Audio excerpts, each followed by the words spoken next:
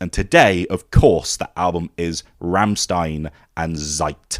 This is the second album in their return phase, if that makes sense. I'm, of course, referring to the fact that 2019's Untitled record came after a 10-year-long gap, which, for an entire generation of Rammstein fans coming to them at that time, made it feel like an almost mythical prospect, that album coming out. When we did our 3-part long, 8-hour Rammstein special on our Patreon last year, we spoke about how heavily democratized the Rammstein creative process is between their 6 members, and how they are so committed to that it becomes somewhat painful, and it produces quality, but not quickly. We even went as far as to ask, do you think Rammstein enjoy making music, or is it just a big fucking stress for them? So it feels like a bit of a minor miracle, if you can describe something as globally sad and awful as a pandemic, but that a new Rammstein album exists so quickly that as soon as their touring plans for that record were affected, they pretty immediately went, okay, better make some new tunes then. Do you think that says a lot about the headspace that Rammstein are at right now? Well, yeah, it's like it took a global pandemic for Rammstein to become a normal band. They've 3 years and they've got it in the can, and it's been recorded for about a year or something. Because I think when we did that Patreon special, I think that was just after somebody basically doorstepped Flarker, and he crumbled and was like, "Yeah, we're doing an album. It's pretty much done." Through having no other options really, it's just kind of put them in a position where they I don't feel like they were riding hard for this comeback and didn't want to let that sort of dissipate out. So get a new album out. We're in the headspace for it and make use of the time stuck indoors, I guess. Yeah, it's a very pleasant thing to be feeling as a Rammstein fan after such a period. Expectations naturally for Rammstein are large. We're still not used to having Rammstein music regularly, so there's a bit of magic and butterflies to it when they turn up, and they've never made a record that isn't great. Yes, I'm counting Rosenrot in that. The flip side is, I know COVID's fucked with our sense of time so much, but with touring plans for the last record being affected by the pandemic, being something that still feels very much linked to the current place in time that we are at, subconsciously I'm excited, of course, but I've almost been treating this record as DLC in the lead up, oh golly, more Rammstein after that brilliant last album, lucky me, more than hyper analyzing it like they were due one, if that makes sense. It's quite strange. Yeah, no, because it is that thing when you think about how truncated and just delayed everything is. This stadium tour that they're going out on next month. What is time? But yeah, that tour was supposed to be for the last album, so now we've got an entire worldwide stadium tour pretty much all sold out for a record that they weren't supposed to be touring. It's very strange, but yeah, I kind of get what you mean about it feeling an extra little bone that we're being thrown. But then I remember that it isn't like a Rosenrot situation. As much as I love Rosenrot, a lot of that is leftover stuff from Riser Riser, and this is new material that they wrote and recorded during lockdown, because like you said, they didn't have anything to do. So that made me a bit more excited than just extra stuff, I guess. It's amazing that Rammstein took so much time off to build houses and do all this random shit just in the past, and now it's here's time off. They're oh no. Well, it's they want to be a band. They've done all of their lockdown shit in their normal they lives got out anyway. The way in the 2010s. They've learned all their their sourdough baking and building houses and stuff. They've got nothing left to do. Make more dildos. Well, maybe. I'm not sure. I haven't seen the merch packages for this yet, so maybe. Looking at Zeit then as a whole, rather than getting these singles that we have, kind of been trying to figure out from them, where an album was going to go. We've had this for a little while, but not enough to really live with it the way that I think Rammstein albums, for a band so massive and seemingly immediate, they're a bit like Ghost, in that their albums need a bit of time for kind of the subtleties to really sink in. We did hours of that on the special, didn't we? Of how they don't just do the same album. There's a lot of other touches to them. Yeah. So it's very much so. But so these are kind of relatively fresh first impressions of it, and I know the Untitled kept on increasing its stature in the couple years following its release. But where the heck has Zeit taken it? I think the thing is, I don't want to say Rammstein by numbers, because it isn't really a Rammstein by numbers album. So I really don't agree with that. If that's what I don't think it's Rammstein by numbers, but I think it's Rammstein being as Rammstein as possible. Yeah. Is how I almost look at it. It's not them by numbers. It is them just fully indulging themselves in all of the the weird and wonderful quirks that make up Rammstein. They are all here fully just like reveling in it. Because it still has like some mental decisions on it. The songwriting is of a super high quality, as it always is, and you still have the usual tricks and like just like amazing shit that Rammstein always do, and it's still got that balance of high concept stuff and like just fucking like bottom of the gutter like filth, because they are still like these GDR punk boys. The tonal shifts on this album from like not just song to song, but like from like the opening 3 songs into the next 3 songs, and just that whiplash you get from going from Schwarz into Giftig. That shift there is just like, okay, here we go. Now we've had 3 songs of very serious dramatic Rammstein. Here's Euro dance, like here's throw your hands in the air. Yeah, here's Darude. Like, it's mental. If you went straight to like Rammstein by numbers, I really don't agree with that. If anything, No. I think this record is weirder than the Untitled was. So I think you'd have to level that at that, which I wouldn't. It's a simplification, and you are quite right about the difference in how the records were written. But I kept thinking of this actually as kind of like the Rosenrot to the Untitled's Riser Riser. Obviously, there is the correlation of this coming out pretty swiftly on the heels of the bigger comeback record. But what I mean by that really is, how Rosenrot is like the weirder, wackier, less cohesive in approach, but more shooting out in crazy directions, little brother of Riser Riser. Yeah, well, I kept coming back to Rosenrot in terms of like that kind of like weird melancholy kind of like feel that it has, but also it just has like Tikera Puta on it and things like that. Like I felt like that with this record, and I think that this doesn't have something like a Deutschland or an Auslander or something like that, the kind of like the big metal anthem or like the ridiculous like dance hit or whatever. It's got its own like insane moments and all that, but I don't think it has 1 or 2 standouts in the same way as Untitled. I also think that you kind of mentioned about the sequencing. I know that a lot of people with Untitled, they thought that after Puppa it kind of took a dip. I just thought it was really good sequencing, and then it kind of built you back up. But I think this is more balanced in terms of how it takes you through the like 45 or so minutes. Okay, yeah. When we did our special, we kept jokingly bringing up the idea of the Corona Carnival record from Rammstein. Mainly, I think, because of that Ram 4 song that they were playing live that still isn't here to my knowledge. But Till's become like a fucking carnival ringmaster in his free time or whatever the hell. And in terms of just like the fuck it, we'll go there attitude of some of this record, we've almost kind of got that. And yet, at the same time, we were going into it with so much gravitas and speculation of Zeit, time, Rammstein's potential last hurrah, and there is a really mournful and reflective side of this album as well, where this album simultaneously made me actually laugh on a few different moments, and brought that other element as well, straight out the gate early on as well, which are kind of strange to be drawing together.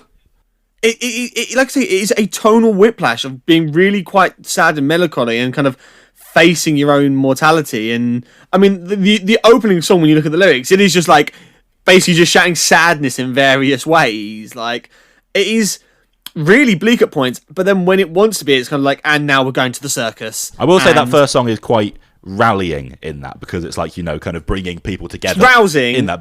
But it also is the Rammstein synthwave. Basically, like Flacker's keys on, the Untitled, they took more of that kind of lead role of like trance hooks and stuff. But it takes a turn here into like, the thing I was reminded of is genuinely how Simulation Theory by Muse starts. Yeah. And those stabs of like, from him. And it has that, huge, it's some wild new colours to give them with fucking huge robots marching in time with like, commit. And, it has that kind of march through the galaxy quality to their kind of, Rammstein relentless beat more than just the Till hammer, but it is, rallying in the kind of that sentiment you were talking about. Yeah. And like with the lyrics as well, like it's another one of those, with Ram Lead, it's the Ram song, and it's like, this is another one of these. It's like the come, join our gang, let's roll deep with the Ram boys. Like, that's what it's kind of like going for, and it's referencing that same Brechtian workers song that they pinch for Links 2, 3, 4. Like, it's rousing is like the word. And like when Christoph comes in, like his drums like just sound like a fucking million What's the currency in Germany? Euros. There you go. I was going to say Deutschmarks. That's a very long time ago. Yeah. It is strange pacing in terms of like, the way they took us off guard by releasing the Grand Ballad as the lead single this time. This album, it kind of begins in that guise where it's like, okay, that's what we set you up with singles. Here we're going to begin in this extended period of vulnerability where the opener is, really grand, has incredible presence, but it is quite stark and stirring. And then from track 2, you are into basically 2 kind of ballad songs, essentially. Yeah. Yeah. What is it? They've gotten better at writing ballads as they've gotten older. Like not even ballad, but like just like mid-tempo, slower stuff. And then Schwarz, that third song, that's kind of like a bit like like slower. It reminds me a bit of like how they got all that earthy and like quote unquote like a band rather than a machine sounding like that they got on Riser Riser, especially in that chorus, just with those chords ringing out and him just singing like Denimer, Wenn ich en some bin like that. And then the piano break and the fucking, is it a banjo or something? And it's like it's genuinely like sweeping, like with the break with the piano. It's like a musical or something. That piano break of just this like beam of light piercing through is one of those, like that really to me. I was like, oh, that actually like stirred up my emotions a bit. Do you know what that reminded me of? Him. Yeah. And you've got Till singing about the son's death being a pleasure to him. It's an absolute goth boy anthem, is what it is. And that obviously comes after Zeit as well, which no one is able to do songs like that, like Rammstein, despite there being a bunch of other cheekier things that you think of with them first. Like, they just knock them out of the park in terms of, like, the budget, the voice at the start, like it's the fucking end theme of Gladiator or some shit. But, like, that is where you are set off. And throughout the record, it doesn't just get them out of the way early. There's, Meine Tränen, which starts off a little uncannily like Papa, with kind of lone guitar, Till doing those, like, deep whispers, seemingly from a child perspective. Again, they're all kind of grown up this time. I wonder if that's in any way a kind of an intentional connection. But then, instead of doing what Papa does, my God, like, the lift and grace in that chorus is where you go, like, Till could literally just be like a traditional German theatre singer or something if he wasn't in Rammstein. Like, one of the best choruses on the record. Yeah, and that Papa trick that they did, like, I love how they pull the rug, because it's a similar like place in the track list as well, and it's like it's a dead ringer for Papa, and just when it goes into that lift and like Flaker's lovely key, like it sounds like a theremin or something, like it's really like gorgeous, isn't it? And like playing into those, like the kind of Martricide themes that you mentioned, like that stuff that Till has touched on before, and like Mutter and stuff, and like inverting the Papa theme. It's really cool. Yeah, I haven't quite picked a favourite song on the record yet, but that's one of the contenders. And like, as someone like Papa was my favourite song off the self-titled, I was kind of like, I was a bit like, are they just kind of doing that again? I was like, oh no, cool, that they are taking that basis of what Papa was and flipping it about. Still really dark, still, like, again, when you dig into the lyrics, really quite like unsettling, but it just tackles it in a different way and has that huge lift on the chorus, which just makes it sound just so grand. And Rammstein, like, this album flip-flops between being the skeeziest, like sleazy nonsense with like some of the most classy, like sophisticated, like genuinely like I say, classy metal sounds is, and it's like that is one of those moments on the record that is genuinely just like really sophisticated and grand. Yeah, I feel like because they kind of hit you with it first, a lot of the reaction to the album is going to be kind of based around like, oh, they're showing their more sensitive side or whatever. On the kind of unsettling qualities of it, you do have, darker territories in more violent tracks as well, where Angst is like fucking brutish, that like militaristic, just that decimation and power. Like, it has that kind of scary side of Rammstein. Yeah, like that is like Ollie's bass on that is so fucking grooving. I love it. And like, again, like Till proper letting himself go with that kind of scream near the end as well. It's proper channeling like the bestial feral side of his voice with like angst. Jesus fucking Christ. That's where you get that Papa vocal coming in at the end of Angst, which is like really menacing and unhinged, and just that song, like, legitimately is like devastating.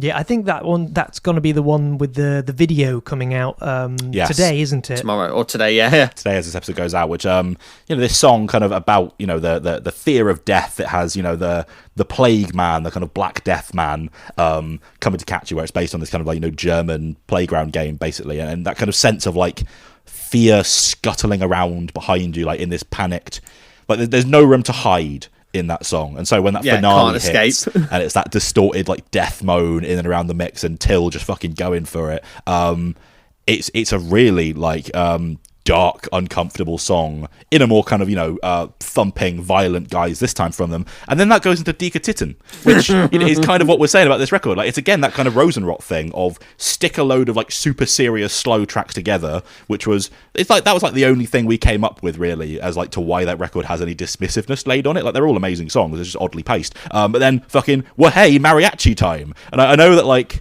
the Untitled has Sex and Auslander, which are kind of at odds with some other stuff on there, but that felt, like you said, Alex, so sequenced to contain those. This record is really and it sounds like I'm criticizing it. I'm not really. It's just pointing out a difference between the two of them. I had a lot of fun going into the 8th Rammstein album and genuinely being surprised and weirded out around a lot of different corners, where the Untitled we spoke about being pretty diverse, but this feels like it pushes those extremes further away from each other still.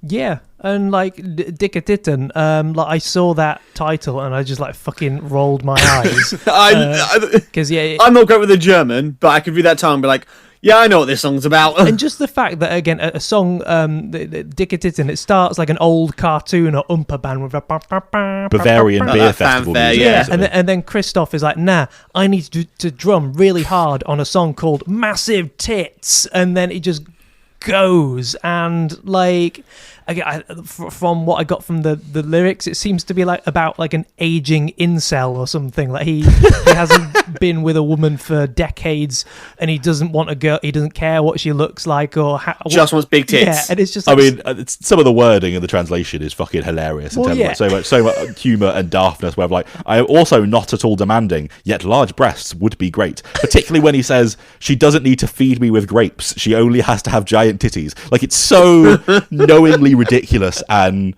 parody level. And as you're saying, it's around one of the fucking hardest riffs that Rammstein have come out with in ages. I feel I've been thumped in the playground, but it's kind of the weird emotional framing that Rammstein get you with of here's that, not only with the lyrical content, but then also the brass line that comes in after the second chorus is a hell of a moment.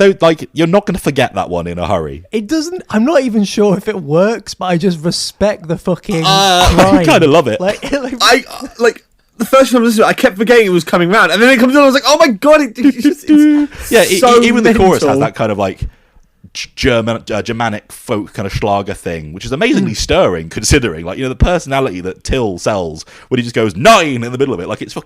It's really jolly, and then that fucking Oompa shit comes in, and it's it's rad, but also it's meanwhile from all of the fucking wistful fate of the world and of the individual stuff. You've got Giftig started Darude, which fucking rocks, by the way, as well. Yeah. It's not a love that song. Merciless song. And the hell is going on OK? Oh, mate, when I heard the fact that it begins with... I was sat listening to it, and when he lifts into that chorus, and again, it's one of those songs where the kick drum and the bass work. It wants me to set my shoes on fire just so I have to dance. But when that chorus comes in and he goes, "Oh, ne condom," and I was like, is he saying?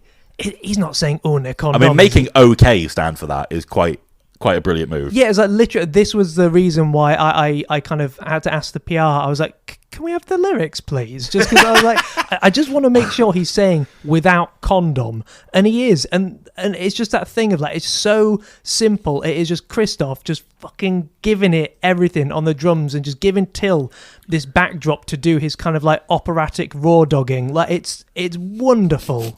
But the fact that song begins with the choir doing the One Condon as well is the bit that makes me lose it. Every time is that they begin like that, then you get Till doing it, and then the song ends with the sickest groove, that riff that kicks in at the end. I was like, oh mate, yeah, here we go. Yeah, that's not a trick that Rammstein often pull, introducing new riffs that weren't always there at the end of songs. It is cool, and it is it's proper party groove riff. Like, it's so cool. Well, I mean, the first riff itself, like those Flarker kind of, it's like, you know, a high-speed Kraftwerk fucking pit stirrer. Like, it's really fun, really cool. And I agree with what you said, Alec, in terms of like, it's carrying on from the Untitled, that kind of like supercharged hard rock tone played by like industrial players rather than like a super industrialized production sound necessarily. But like, it fucking goes. But like, you mentioned that choir. There's a choir in is on a condom, which sounds weirdly like Interferum again. I don't know what it is about big metal bands between this and Ghost suddenly doing bits that sound like Interferum, but it's another weird twist to the song. But you have like the grace of orchestration, like the real tasteful contributions and arrangements that you can get from these 6 musicians together. They are so remarkably skilled with them. The horns are like subtly lift schwaltz at the end, that kind of thing. But they have that, and then it's let loose to go, massive fuck off choirs on a condom. Yeah, and again, like when the last kind of big choral bit of Rammstein I can remember is Zeigdish, which was about, you know, Catholic priests abusing children, and then like for the next big choral thing for them to do is this ascending creepy choir of like, it's so funny. Like, and you have the weirdest slow song that they've ever done, where the harp sound at the start of Lugan, I must say, in kind of metal circles, I'm used to hearing that in like dungeon synth context, so I had to check like a Prison era Burzum album wasn't starting. That'd be unfortunate. But then the vocals hit. The vocals getting more kind of like the auto-tune and manual of the vocals as it goes on, just getting more just like distorted and weird. It's so bizarrely unsettling. Like, we really need to sell like how much of a fucking like out of nowhere kind of, because Rammstein, they like, you know, as we're saying throughout this record, they do just like one-off creative things, which is really one of the fucking cool things about them. But like a metal band utilizing fucking, you know, the kind of the hip hop and pop, like it's not, you know, fucking the old, you know, keep them in tune, whatever. It's like, it's a clear, you know, aesthetic. It's fucking like Cher auto tune. Yeah, like, it's a creative choice to go like, for this song, we are gonna intentionally like warble the fuck out of what Till is doing through an auto tune. And it's like, when you say about, you know, respecting the move, like bands don't really do that. What do you make of it? Do you think it works? I think it works because it just, like I said, it gets more distorted and more like kind of garbled as it goes, and kind of just brings in again this kind of like deteriorating, like, I don't know, like mindset, or just making things get more like twisted. And it's a really like just unique and memorable move. I think this was like one of the many moments in the record where I was like, yeah, this is just like the best like guitar band on the planet. Like, just, yeah, this could be a beautiful Rammstein ballad that everyone would be like, yeah, really emotional, love it, you know, without that. But then with that auto-tune, on the first listen, I was like actually howling, like, especially when he gets angry with the auto-tune. Just like a, yeah. Like, my ears, you know, I don't listen to, I'm obviously aware of, you know, the usage of it and what it does, but like, my ears aren't graced. It's basically only when I listen to Charlie XCX that it happens. Yeah. So to suddenly get it in my Rammstein album was like a whoa. I am convinced that it is like some like deeper meaning to it, because again, Lugan is like lies and stuff. Yeah, that's what I thought. I thought where it's to do with, like, you know, that I lie and cheat, I even lie to myself lyrical idea of kind of, you know, whether it's meant to be this layer of like obfuscation between Till's words and you. I think it's one of the most fascinating examples of a metal band trying that type of trick. I mean, Avenged Sevenfold did it back in like 2007, and that was weird too. But there's something about you're right, Sam. There's something about the kind of feralness and intensity and like booming ferocity of Till's voice that it like blunt forces its way through the kind of effect there, and it ends up so mangled and garbled that it's quite thrilling and unpredictable to listen to. And it is a really good chorus on top of that. But it's like, you know, this man drowning, like struggling to fight his way above the water. There's a quite palpable tension captured in like this man's voice being fed through a machine that's doing its best to fucking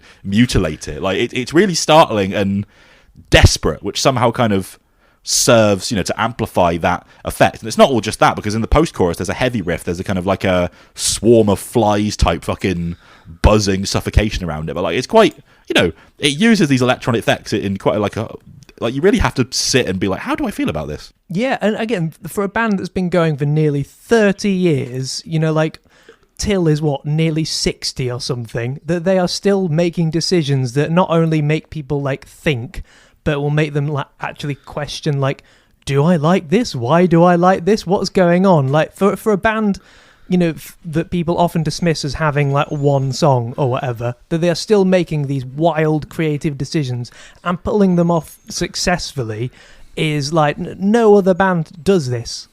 I think it's how they commit so hard to each bizarre random idea they have. They're not a band who are ever going to, like, kind of half-arse it and kind of just like, oh, we'll try a little bit of it and then just never fully commit. They're like, if they're going to do something, it's all in. And that's the way you go about it, and that's what makes it memorable. Yeah, like, there are a lot of those type moments on this record that we've kind of gone through, and then of course ends Adieu, Goodbye, Auf Wiedersehen, which, you know, I'm a little reluctant as a journalist to kind of place too much stock in. Like, we've done this before where it felt like such a big deal was made out of that last Aussie record as, like, his definitely saying goodbye to the world, and then a few months later it was like, yeah, me and the Post Malone guy are making another one. But, you know, the fact that this is laced with, at the same time, such gleeful nonsense elsewhere, it makes it, well, it would be almost a more Rammstein way to go about it if they were serious about it, but it's kind of difficult to pass. Yeah, like, this is going to be the song I think everyone's going to talk about because, like, it's called Adieu. You kind of, like, don't need to look in too much into the lyric translations to get a feeling of a band saying farewell and all that. But I don't know. I mean, this could be Rammstein saying goodbye. It could also just be Rammstein just, you know, saying goodbye to this album and just messing about a little bit. Just difficult to tell with this band. I think Till has just been, like, watching The Sound of Music on repeat through lockdown, and this is the result of it. I mean, yeah, like, maybe, but, you know, there was a song on Mutter called Adios.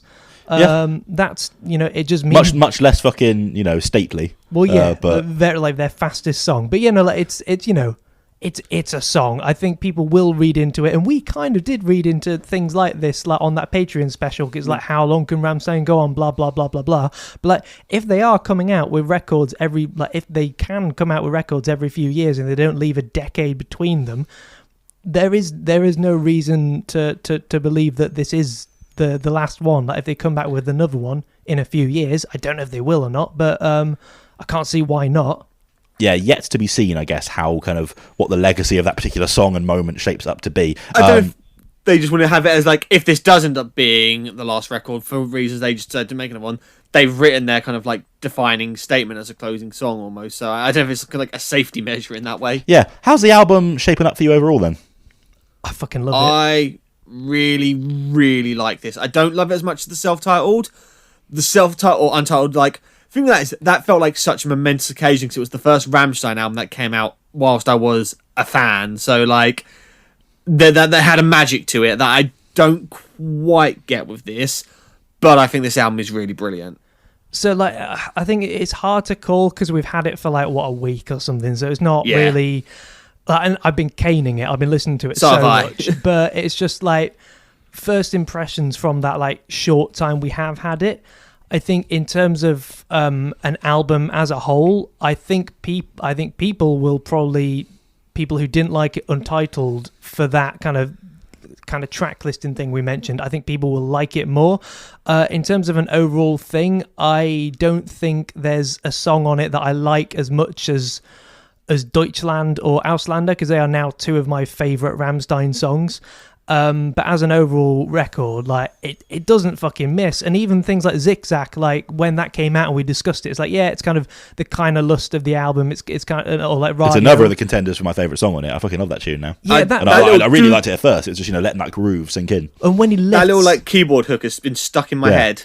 Oh my god, yeah, it came on the radio earlier today and I was just like humming it. But yeah, like when he lifts into that vibrato, that Version sein will, der muss euch lieben. So good, that bit. It's fucking magic. And like before I was like, yeah, it's just Till doing the Till thing.